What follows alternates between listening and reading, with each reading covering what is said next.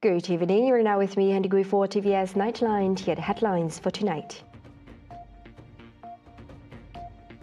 Sarawak takes a bold steps in the tech sector as it vies to become the first Malaysian state to secure intellectual property rights in semiconductor technology.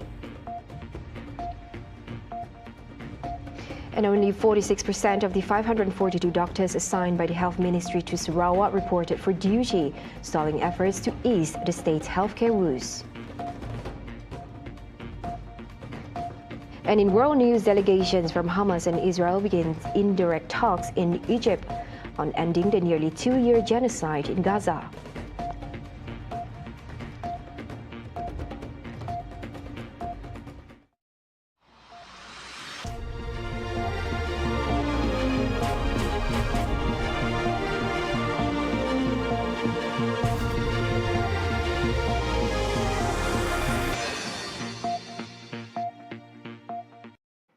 Sarawak is making bold strides in the technology sector, aiming to become the first state in Malaysia to secure intellectual property rights in semiconductor technology. These milestones signals the start of a new era in developing a high-value innovation and technology ecosystem in the region. Premier Dato' Patinggi Tan Sri Rahman Johari Tunopeng said the state government is currently building a complete semiconductor value chain from research and design to large-scale manufacturing. And Sarawak boys are doing design, chip design, using the new technology. And mind you, we are able to produce gallium nitride chip through our R&D in Cardiff, Queens, because Sarawak microelectronics Perhan design Perhan SMD, we have our lab in Cardiff, working with GE, General Electric, as well as Siemens. And our boys are able to invent that design on gallium nitride. That will be the first in the world invented by Sarawakian. According to Abang Johari, the collaboration between SMD, XFAB Sarawak and Cardiff University marks the start of a new economic frontier for the state, one that is based on research, innovation and advanced technology manufacturing. Last September, the Premier had announced that Sarawak would soon produce its first homegrown semiconductor chips, a breakthrough that shifts the state's position from wafer production to world-class chip design. This bold move is expected to generate high-income job opportunities, unlock the potential of the local tech economy, and establish Sarawak as a regional semiconductor innovation hub. The Sarawak government is set to table the state budget during the upcoming Legislative Assembly sitting in November. Premier Dato' Patinggi Tan Sri Rahman Johari Tunopeng emphasised that the budget will address more than just social services, highlighting the continued importance of infrastructure development, including housing and healthcare. Mengambil kira kehendak Sarawak, khususnya dari perspektif infrastruktur, dan kita berkendakkan lagi banyak peruntukan untuk infrastruktur selain daripada social services, termasuk perumahan. Dan Dr. Sim mahukan cancer center cepat supaya perkhidmatan kesihatan kita dapat ditingkatkan.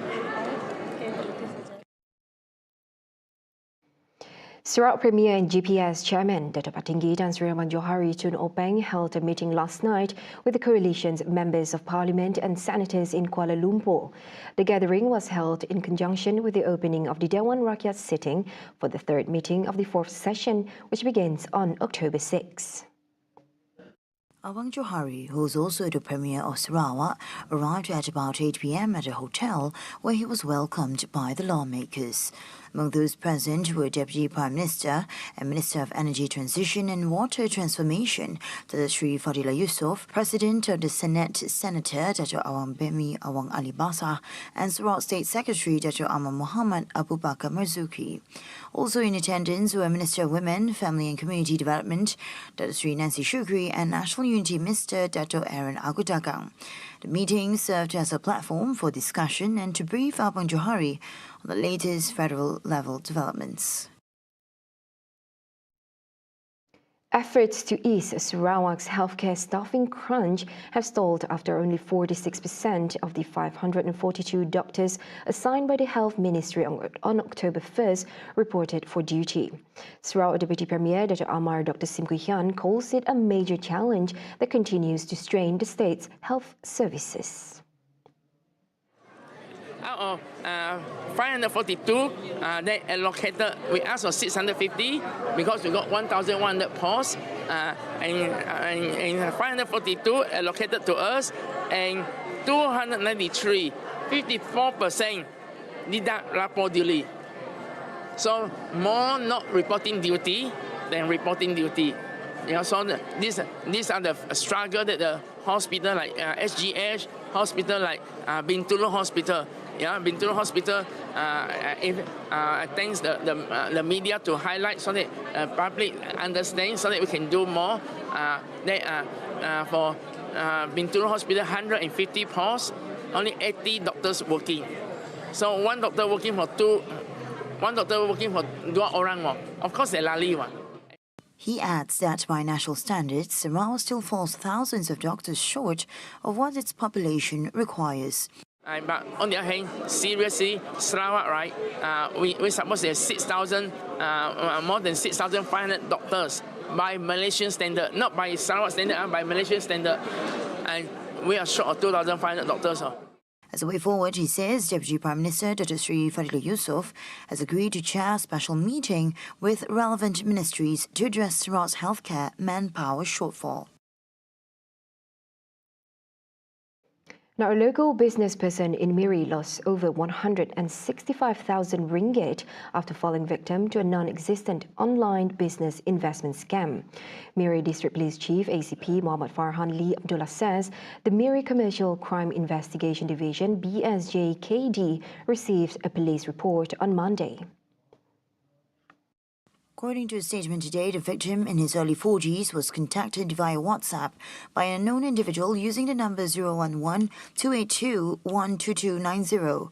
The sender initially claimed to have mistakenly sent a message about the victim's car on September 23rd.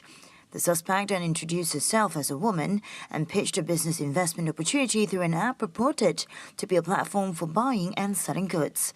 The victim was told to download the app before being instructed to make payments to suppliers each time an order was received on his supposed online store. Farhan says the victim made 18 transactions to 4 different bank accounts as payments for the alleged orders. He adds that the victim only realized he was scammed after failing to withdraw the promised profits. The case is being investigated under Section 420 of the Penal Code, which carries a prison sentence of between 1 and 10 years, whipping and a fine upon conviction. Police are advising the public to be cautious and not easily swayed by investment offers promising high returns in a short time. The public may verify investment status with Bank Negara Malaysia or the Securities Commission and check suspect account and phone numbers via the SEMICONDUCTOR website. Police are also urging cyber scam victims to immediately contact the National Scam Response Centre hotline at 997 to prevent further losses. The US-led Gaza peace plan and President Donald Trump's upcoming visit for the 47th ASEAN Summit and other current issues were discussed during today's pre-Council of Rulers meeting.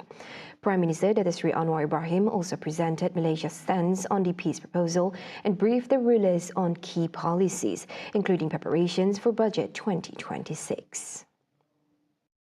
Sebenarnya aja biasa bagi masa termasuk lawatan pemimpin dunia kena ASEAN akhir Oktober, termasuk juga lawatan Presiden Amerika Syarikat Trump. As a measure to curb vape usage among the public, the Health Ministry is proposing to raise the tax rate on e-cigarette and vape liquids from 40 cents to 4 ringgit per milliliter. Deputy Health Minister Dr. Lukan Isman Awangsani says the proposal has been submitted to the Finance Ministry for further consideration. Bagi satu batang rokok bersamaan dengan 10 puff ataupun asap yang keluar, satu kotak rokok bersamaan dengan 200 puff per kotak. Bagi cecair pula, 1 mililiter cecair vape adalah bersamaan dengan 100 puff ataupun 2 mililiter cecair vape bersamaan 200. Dan juga kadar cukai yang dicadangkan kepada cukai cecair vape daripada 40 sen kepada ringgit Malaysia, RM4 kepada per mililiter. Itu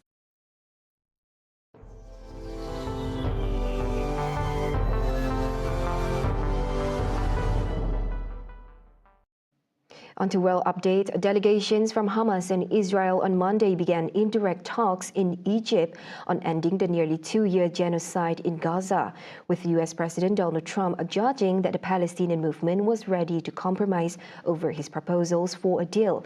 The first round of talks ended amid a positive atmosphere and would continue today.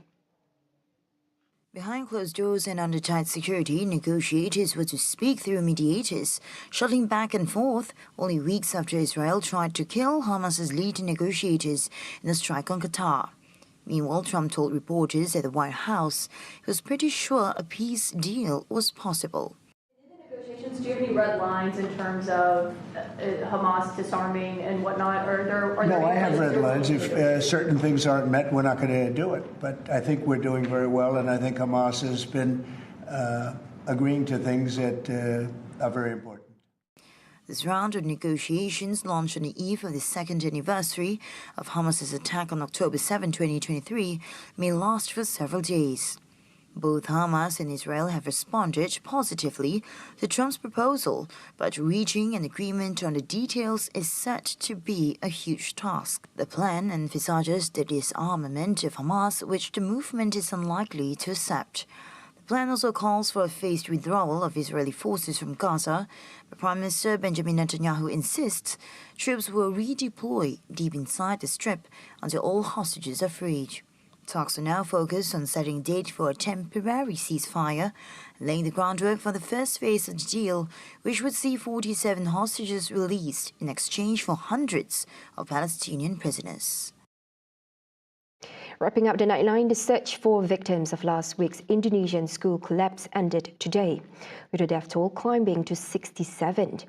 According to officials, part of the multi-story Islamic boarding school on Indonesia's Java Island caved in on September 29 as more than 170 students gathered for afternoon prayers. Total keseluruhan korban terevakuasi adalah 171 orang, kemudian 67 orang meninggal dunia. Dari 67 diantaranya 8 itu adalah body part, kemudian yang selamat keseluruhan 104. Dan sekarang di area tersebut sudah rata dengan tanah dan sangat kecil kemungkinan masih ada jenazah di situ. According to the Police Disaster Victim Identification Unit, only 17 bodies have been identified so far. The collapse was Indonesia's deadliest disaster so far this year. Investigators have been examining the cause of the collapse, but experts say initial indications suggest that substandard construction may have contributed to the incident. Families of the missing agreed last Thursday for heavy equipment to be used after the 72-hour golden period for the best chance of survival came to an end. Lax construction standards have raised widespread concerns about building safety in Indonesia. And those were the updates on TVS Nightline. I'm Handy Gui. Thank you for watching. Have a good night.